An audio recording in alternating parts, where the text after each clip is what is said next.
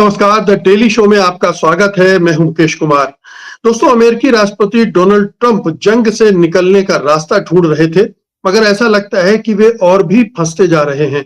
खास तौर पर ईरान ने होर्मुज जल डमरू मध्य को ब्लॉक करके जो तेल संकट खड़ा कर दिया है, वे उसका समाधान नहीं ढूंढ पा रहे हैं।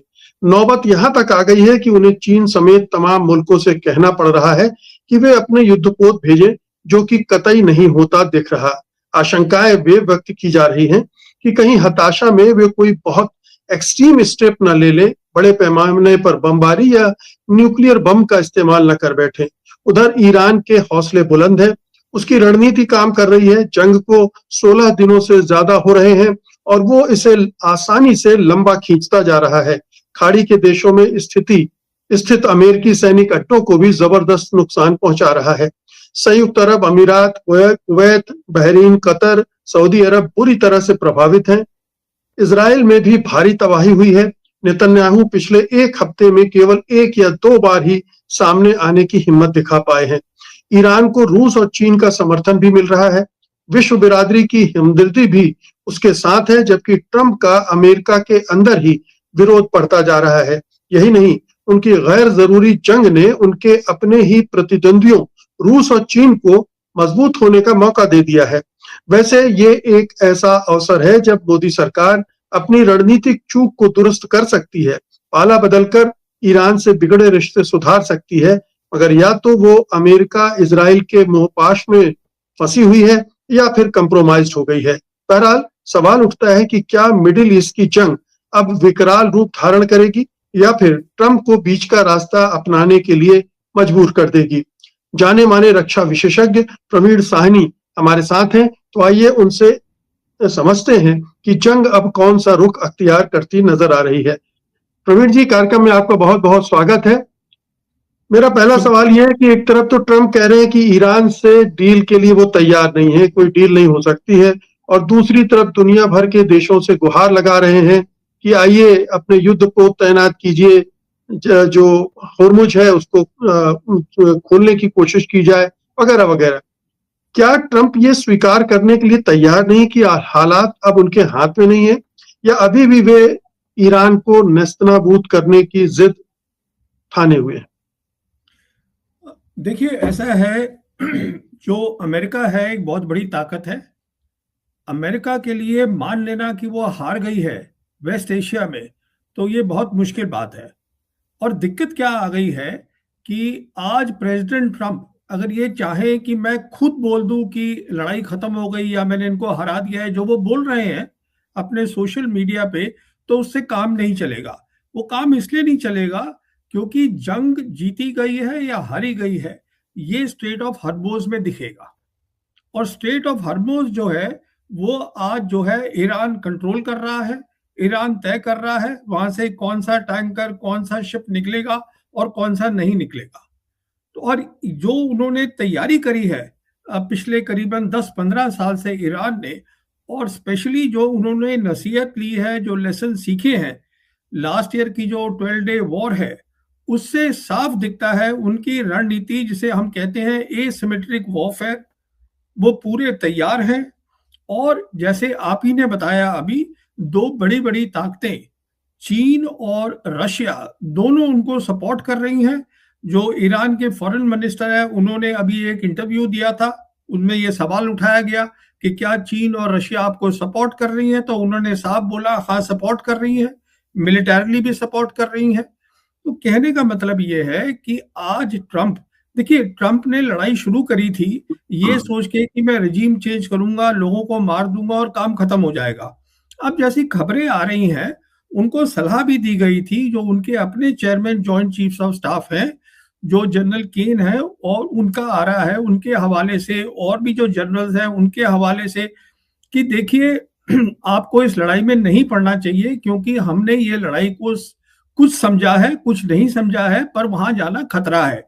पर देखिए सवाल क्या हो रहा है कि ट्रंप अब एक स्टेज में ब्लेम कर रहे थे कि स्टीव विटकॉफ है, इनके सन इन लॉ हैं जो कुशनर है, फिर रूबियो है, और जो पीट हेक्सेट है, कि इन्होंने मुझे बताया। अब पीट हेक्सेट को देखिए लड़ाई के बारे में कुछ भी मालूम नहीं है, ये बिल्कुल तय हो चुका है।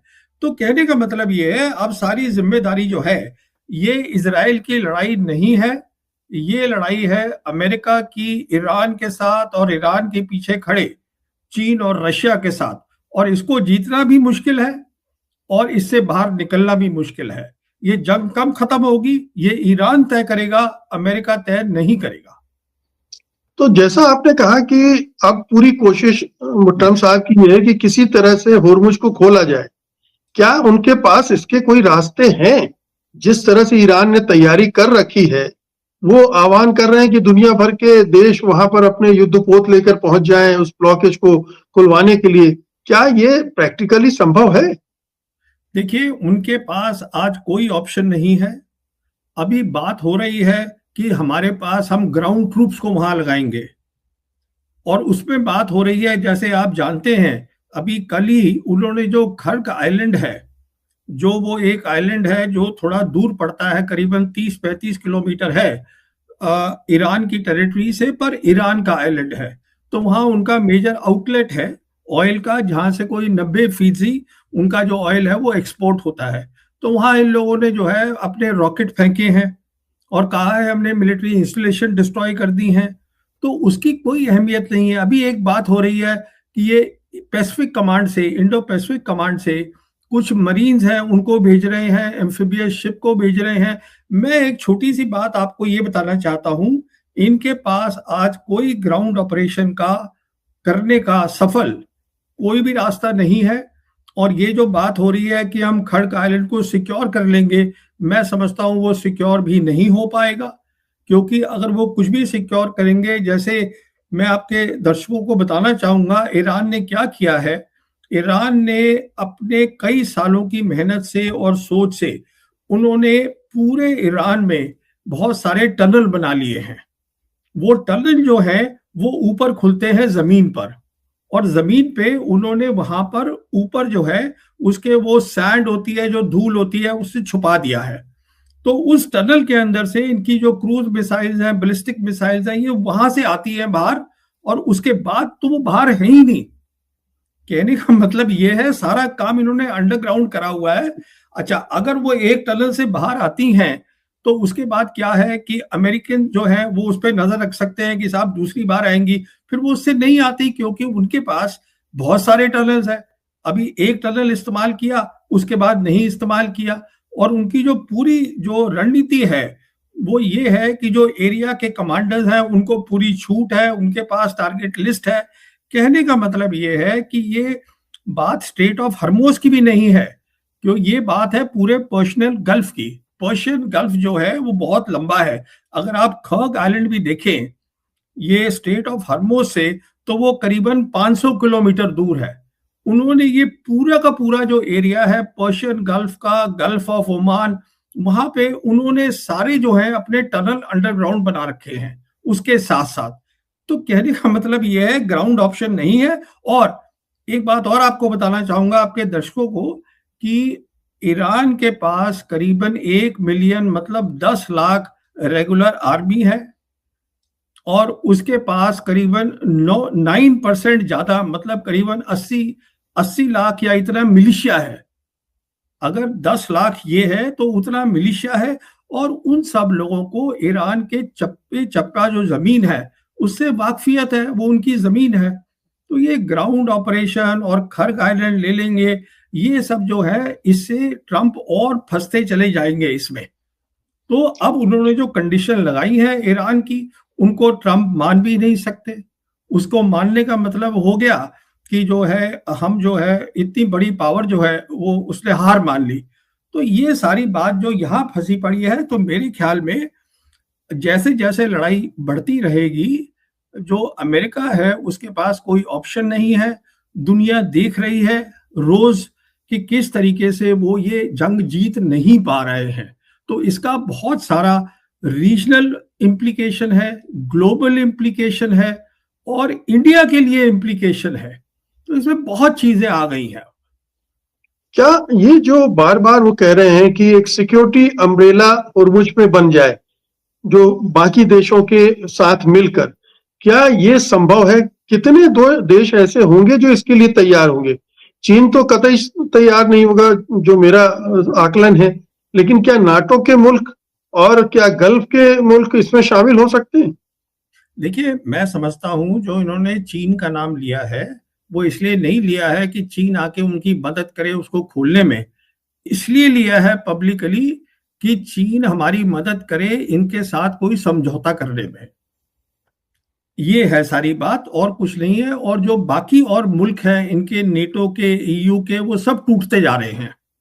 अभी इटली ने बोल दिया है, उनकी प्राइम मिनिस्टर मेलोनी ने, कि हम इस लड़ाई में नहीं पड़ेंगे, हमारी जंग नहीं है। स्पेन ने मना कर दिया है, बेल्जियम ने मना कर दिया है। फिर वो मर्क्स जो है, जो चांसलर हैं जर्मनी के, वो हाँ उसमें पड़ गए हैं। कहने का मतलब ये है कि ये अमेरिका की लड़ाई है, और ये लड़ाई जो है ये इलीगल है, क्योंकि इसका यूनाइटेड नेशन से कोई सैंक्शन नहीं है, इसका अपनी यूएस कांग्रेस से कोई सैंक्शन नहीं है। तो ये एक इलीगल लड़ाई है। जो इन्होंने सोचा था ये बहुत जल्दी निपटा लेंगे, पर जब होता क्या है कि जब एक बड़ी ताकत होती है और उसको लगता है मेरे पे इतनी ताकत है, मैं जैसे ही जंगी मैदान में जाऊंगा दूसरी वाली साइड एकदम हथियार डाल देगी। तो दूसरी वाली साइड ने तैयारी करी थी, जो दूसरी वाली साइड के लिए वॉर ऑफ सर्वाइवल थी, अब उन्होंने कह दिया है हमारे लिए वॉर ऑफ पीस है। वो कहते हैं हम सीज फायर नहीं मानेंगे, हमें परमानेंट पीस चाहिए।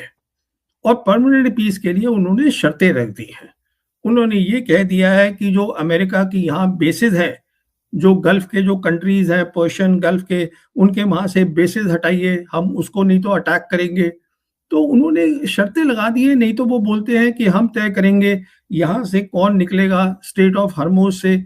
अमेरिका है, अमेरिका के एलाइज हैं, इजराइल है, उनको तो हम जाने नहीं देंगे, और जिसको हम जाने देंगे वो हमें वो युआन में पैसे दे, जो पूरी ट्रेडिंग करे। तो कहने का मतलब ये है कि आज अमेरिका देख रहा है कि अमेरिका की ताकत की भी एक हद होती है, हर ताकत की हद होती है, और हर देश को ये बात समझनी चाहिए। आपसे बात करके लग रहा है मुझे कि ट्रंप के पास कोई कार्ड ही नहीं है। अब जो कुछ है अब ईरान को तय करना है, ईरान की लीडरशिप को तय करना है। क्या उनके इतनी असहाय स्थिति में पहुंच गया ट्रंप? क्योंकि देखिए ये लड़ाई शुरू से, इसका कोई, ये क्या लड़ाई किस लिए हो रही है वो भी तय नहीं था।